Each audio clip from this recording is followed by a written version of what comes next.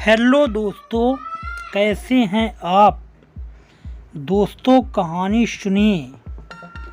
रवि और अंजलि एक दूसरे से बहुत प्यार करते थे। उनका रिश्ता ऐसा था कि दोनों एक दूसरे के बिना रह नहीं सकते थे। रवि का हीरो का व्यापार था और व्यापार में वह काफ़ी सफल था। पैसों की कोई कमी नहीं थी, लेकिन जीवन की यह सुरक्षा और संतोष जल्द ही एक बड़ी चुनौती के रूप में बदलने वाली थी। एक दिन जब रवि अपने ऑफिस में बैठा काम कर रहा था, उसे एक बहुत बड़ा ऑर्डर मिला। यह उसकी कंपनी के इतिहास का सबसे बड़ा ऑर्डर था। उसने तुरंत अपने मैनेजर राजेश से बात की। रवि, राजेश, यह हमारे लिए एक सुनहरा मौका है। यह ऑर्डर बहुत बड़ा है, लेकिन इसे पूरा करने के लिए हमें बैंक से लोन लेना पड़ेगा। मैं अभी बैंक जा रहा हूँ। तुम स्टाफ से कहो कि वे तैयार रहें। हो सकता है हमें दिन रात काम करना पड़े। राजेश: जी सर, आप चिंता ना करें, सब कुछ हो जाएगा। रवि सीधा बैंक पहुंचा, जहां उसकी बैंक मैनेजर से अच्छी पहचान थी। उसे आसानी से लोन मिल गया और बैंक मैनेजर ने बताया कि अगले कुछ दिनों में पैसे उसके खाते में आ जाएंगे।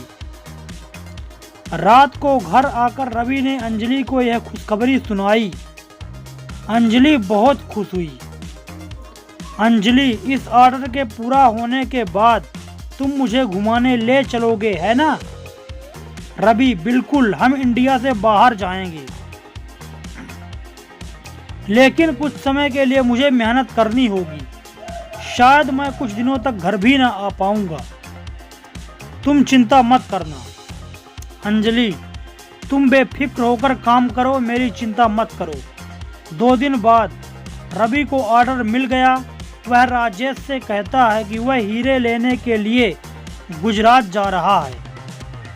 रवि: राजेश, मैं खुद हीरे लेने जा रहा हूँ। 3-4 दिन में वापस आ जाऊँगा।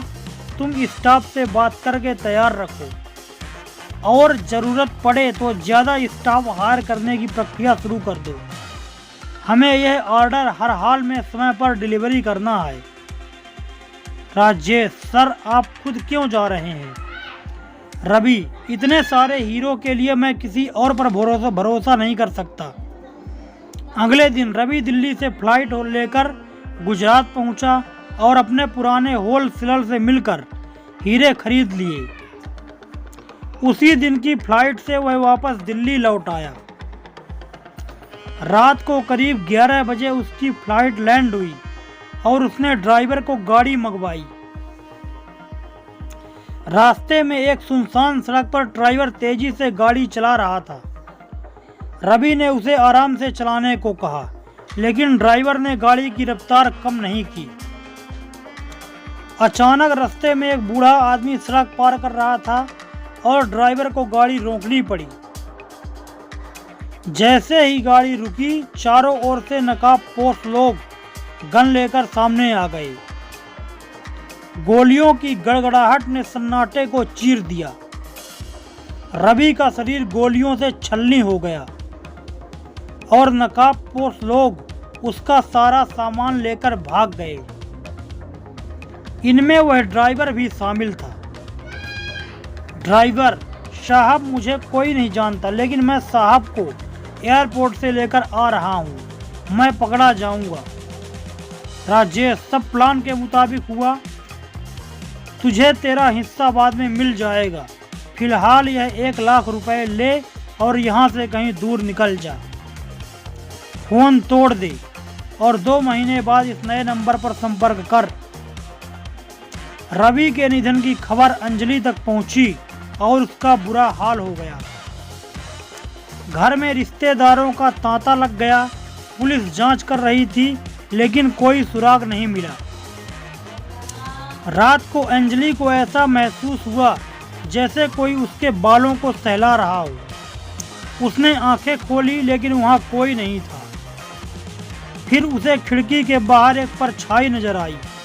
वह छत की ओर चली गई, जहां उसे एक आदमी दिखाई दिया जिसका चेहरा भयानक था।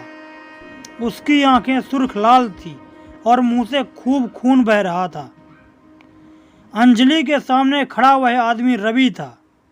रवि, मैं मरना नहीं चाहता था। अंजलि की चीख से घर के लोग जग गए और उसे बेहोश हालत में छत से नीचे ले आए। होश आने पर भी अंजलि बार बार कह रही थी, रवि रवि मुझे बुला रहा है। अगले दिन पुलिस ने बताया कि रवि का मैनेजर राजेश और ड्राइवर लापता है। अंजलि ने इस पर कोई खास प्रतिक्रिया नहीं दी, लेकिन उसने इतना कहा, मुझे चिंता नहीं है, रवि इन्हें सबक सिखाएंगे। राजेश, जो एक अनजान शहर में छिपा हुआ था, रात में सोते समय एक भयानक ख्वाब देखता है। रवि की आत्मा उसे दिखाई देती है और वह डर के मारे भागने लगता है। उसे कुछ लोग बालकनी पर खड़ा देखते हैं और वह नीचे कूदकर अपनी जान दे देता है। पुलिस को उसके फ्लैट से सारे हीरे मिल जाते हैं और यह खबर अंजलि तक पहुंचाई जाती है। कुछ दिनों बाद ड्राइवर को भी रवि की आत्मा सताने लगती है और वह भी एक कार दुर्घटना में मारा जाता है। अंततः अंजलि को भी पता चलता है कि ड्राइवर मारा गया। वह रात को छत पर जाकर मनीष की आत्मा से कहती है, मुझे भी साथ ले चलो मनीष, तुम्हारे बिना सब बेकार है। मनीष की आत्मा, नहीं अंजलि, तुम्हारे सामने अभी पूरी जिंदगी पड़ी है। अंजलि, मैं तुम्हारे बिना नहीं रह सकती, चलो हम दोनों साथ चलते हैं। यह कहकर अंजलि छत से कूद जाती है। उसके मुस्कुराते हुए चेहरे में मौत का पैगाम छिपा था। दोस्तों, कहानी कैसी लगी कमेंट करके हमें ज़रूर बताएं। अगर वीडियो पसंद आया है तो वीडियो को लाइक कर दें, चैनल को सब्सक्राइब कर लें ताकि मेरी हर वीडियो आप तक पहुंचती रहे। Thanks for watching.